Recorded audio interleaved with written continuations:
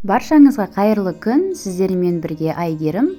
Бүгін біз өте оңай әрі дәмді чак-чак әзірлейтін боламыз. Видеоны соңына дейін қарап, каналыма тіркеле кетіңіздер. Алдымен ыдысымызға 3 жұмыртқаны салып, үстіне жарты шай қасық ас содасы және де жарты шай қасық тұзымызды салып, венчиктің көмегімен жақсылап араластырып аламыз. Содан соң үстіне електен өткізілген ұнымызды салып, алдымен венчикпен, кейін қолымызбен жұмсақ етіп қамыр елейтін боламыз. Ұнды мен көз мөлшерімен салдым. Қамырды қатты да етпей, қатты жұмсақ та етпей, орташа етіп илеңіздер. Жақсылап июін қандырып илеп, бетін жауып, 15 минутқа тындырып қоямыз. 15 минуттан соң қамырымызды жая береміз. Сонымен қатар, қыздар, менің каналымда әртүрлі тәтті тағамдардың, яғни торт, пирог, булочки сияқты әртүрлі дәмді тағамдардың рецептері бар. Каналыма кіріп, қарап өтіңіздер. Үстелдің үстіне азғандай ұн сеуіп, қамырымызды жайып аламыз. Қамырды жұқа етіп жайыңыздар.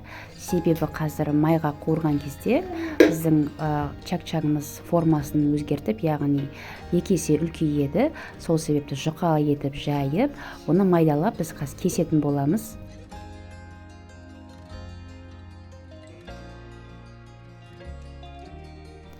Қамырларымызды осы видеода көрсетілгендей етіп майдалап, төртбұрыштап турап алатын боламыз.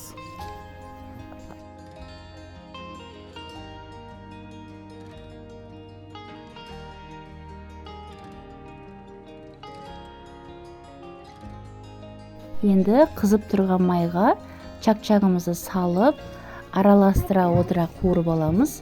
Чак-чак өте тез піседі, сол себепті қасында тұрып араластырып тұрамыз.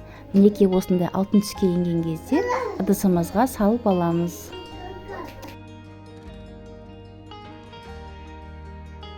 Чак-чактың үстіне қоюлатылған сүт, яғни сгущенкамызды құйып, жақсылап араластырып аламыз. Сгущенка болмаса, үстіне кәдімгі балды қоссаңыздар да өте дәмді болып шығады. Осылайша жақсылап асты-үстін келтіріп араластырып аламыз.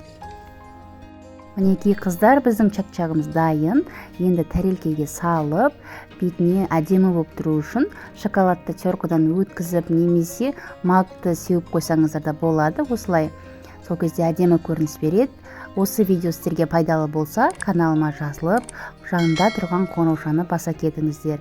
Сіздермен бірге болған Айгерім, назарларыңызға үлкен рахмет.